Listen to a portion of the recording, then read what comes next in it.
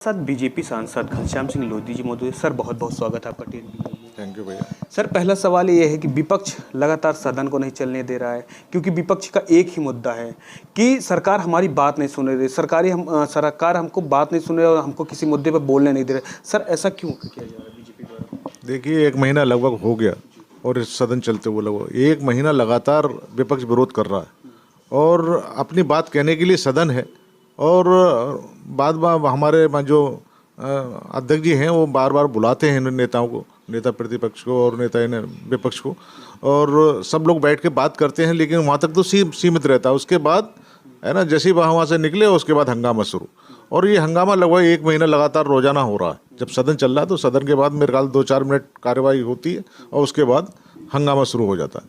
आज भी ऐसे ही हुआ, पिछले हफ्ते भी ऐसे ही हुआ।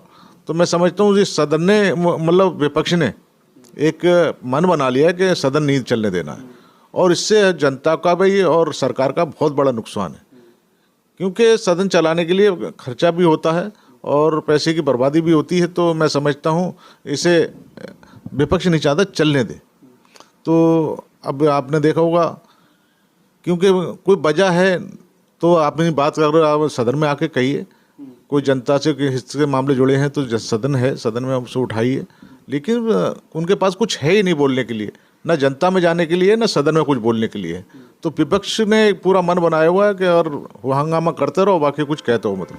सर आप कह रहे कि हंगामा और सदन, विपक्ष लगातार कह रहा है कि ईडी और सीबीआई को लगातार केंद्र की जेब में रखी है, मोदी सरकार जिधर चाह रहे उधर घुमा रहे हैं, और विपक्ष के हर, चाहे लालू प्रसाद की बात कर ले, विपक्ष के सभी नेताओं के पास ईडी और सीबीआई की जांच की जा रही है। क्या ऐसा कुछ देखने को मिल रहा है क्या सर?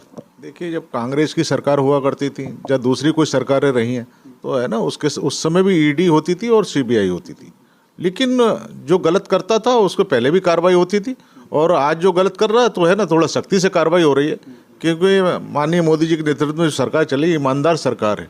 अभी तक कोई किसी ने, मेरे ख्याल से 9 साल होने को आ रहे हैं, कोई आरोप हमारी सरकार पे आज तक नहीं लगा पाया है। तो चाहे हमारा मंत्री हो, चाहे हमारा सांसद हो, चाहे हमारा जो भी हो, लेकिन आपने देखा होगा पहले मंत्री भी फंसते थे, सांसद भी फंसते थे। तो एक ऐसी सरकार हमारे देश को चल रही है कि जो स्वच्छ मतलब ईमानदार सरकार है, और लेकिन जो विपक्ष है ना, उसे ये बर्दाश्त नहीं हो रही। उसे जैसे पिछली सरकारों में होता रहा वैसे ही होता रहता तो सब वो भी खुश रहते। अब जैसे पहले लूट का एक माध्यम बना रखा था नेताओं ने, या सरकारों ने पिछली, वो अब कुछ करने मिल नहीं रहा, तो उसी से बौखलाए हुए ये सब ड्रामा हो रहा है ना। अपने आप को बचाने के लिए तरह तरह के 50 रंगे के ईडी नुकसान पहुंचा रही है, सीबीआई नुकसान पहुंचा रही है, लेकिन जो क्राइम करेगा, जो मतलब जो गलत काम करेगा, तो उसे ईडी भी परेशान करेगी, सीबीआई भी करेगी। सर आप रामपुर से आते हैं, सबसे कम समय आपको मिला है क्योंकि आप अभी हाल में ही चुन के आए थे सांसद वहाँ से।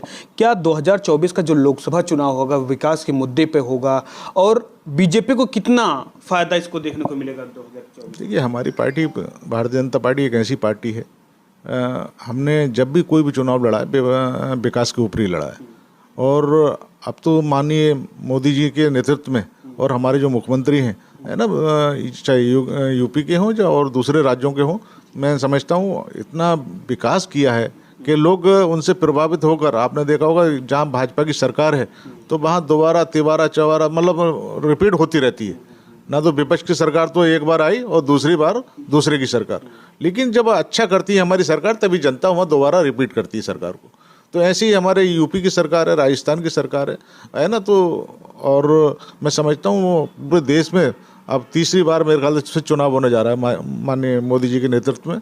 तो मैं समझता हूँ तीसरी बार भी भारी मतों से हमारी सरकार बनने जा रही है। और हमारी यूपी की तो बात आप देख लीजिए, पहले 80 सीटें हैं और 80 की 80 सीटें भाजपा भारतीय जनता पार्टी वहाँ से जीतने जा रही है। सर आप 16वीं लोकसभा के सदस्य भी हैं, और बात किया जाए कि 2024 में चुनाव भी हैं, इस बार क्या फिर नरेंद्र मोदी के चेहरे पे ही लोकसभा का चुनाव लड़ा जाएगा या नया चेहरा आने का है? संगठन का क्या है कुछ? नहीं, हमारे नेता हैं माननीय नरेंद्र मोदी जी, और हमारे देश के प्रधानमंत्री हैं, उनके चेहरे पे ही है ये हम सरकार चल रही है, और हम उन्हीं के चेहरे पर दोबारा 24 में चुनाव लड़ने जा रहे हैं। सर हम उत्तर प्रदेश की बात कर लेते हैं। सर उत्तर प्रदेश के ही सांसद हैं। सर हम बात करते हैं कि जो अपराधी या माफिया हैं, क्या उत्तर प्रदेश से चले गए हैं या उत्तर प्रदेश में अभी हैं? जैसे उमेश पाल हत्याकांड देखा गया है कि ताबड़तोड़ गोलियां मारी गई हैं, उनको लेकर क्या है अभी योगी सरकार के?